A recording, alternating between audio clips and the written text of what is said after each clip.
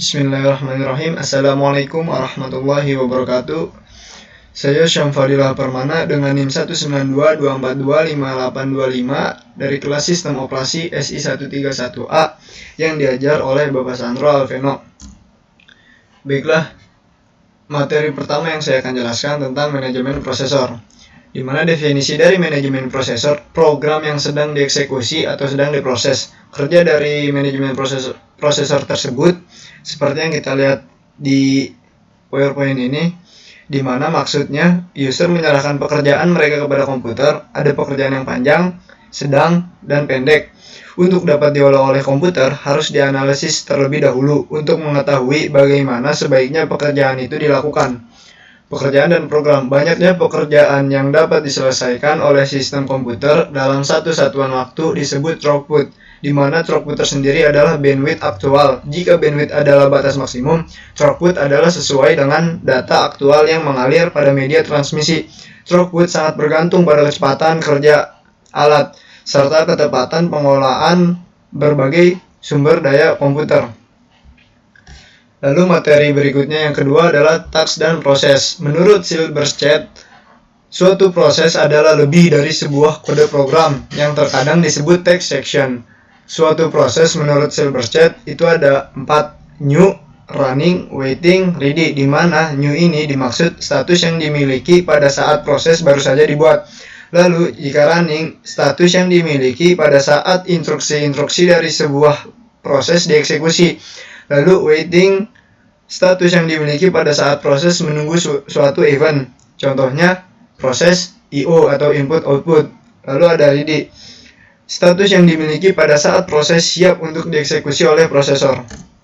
Menurut Tannenbaum, suatu proses adalah sebuah program yang dieksekusi yang mencakup program counter, register, dan variabel di dalamnya.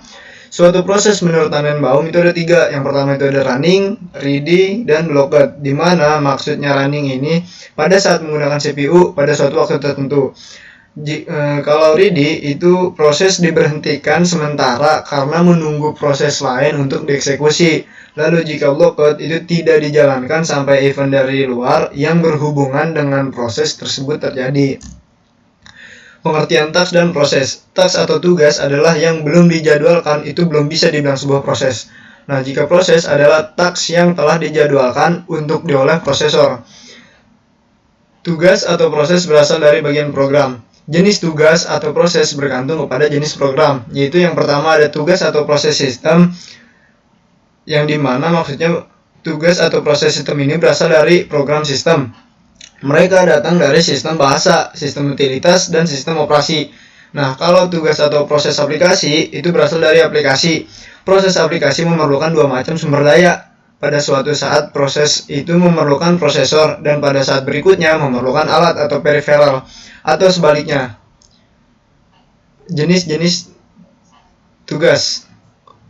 Tugas yang sedang dilaksanakan, tugas yang siap dilaksanakan, dan tugas yang belum dilaksanakan. Lalu ada jenis kerja atau proses, ada tugas sistem, dan tugas proses aplikasi.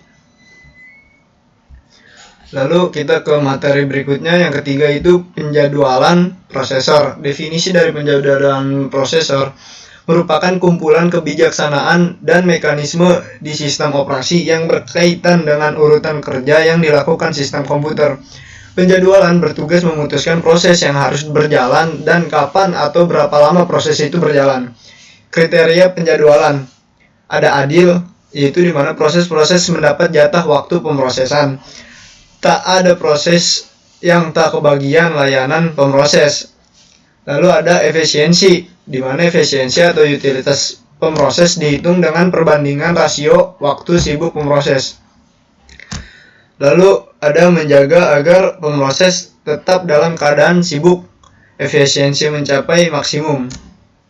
Jenis penjadwalan, ada penjadwalan jangka pendek dan ada penjadwalan jangka panjang, di mana penjadwalan jangka pendek ini menjadwalkan alokasi pemrosesan di antara proses-proses ready di memori utama. Nah, kalau penjadwalan jangka panjang bekerja terhadap antrian batch dan memiliki batch berikutnya yang harus dieksekusi. Batch ini biasanya adalah proses-proses dengan penggunaan sumber daya yang intensif, atau yaitu waktu pemroses, memori, perangkat, masukan atau keluaran atau I/O.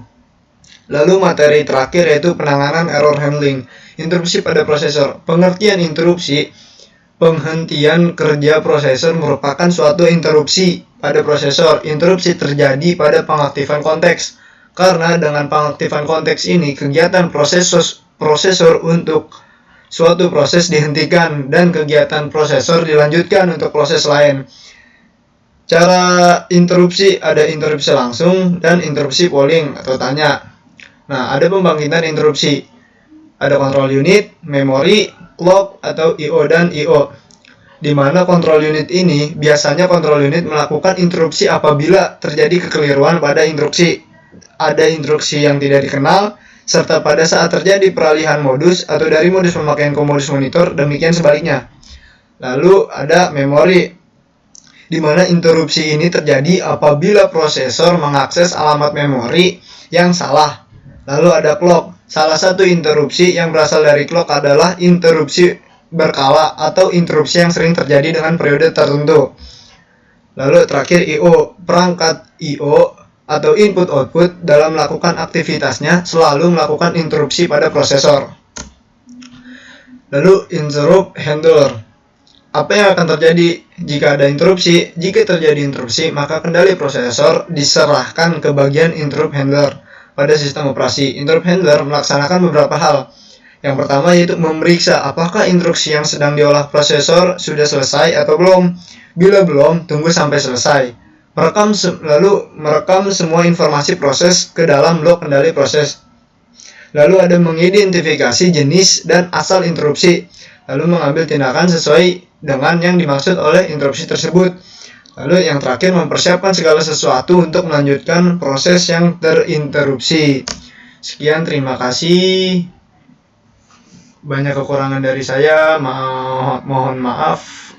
Wabillahi taufiq wal hidayah. Wassalamualaikum warahmatullahi wabarakatuh.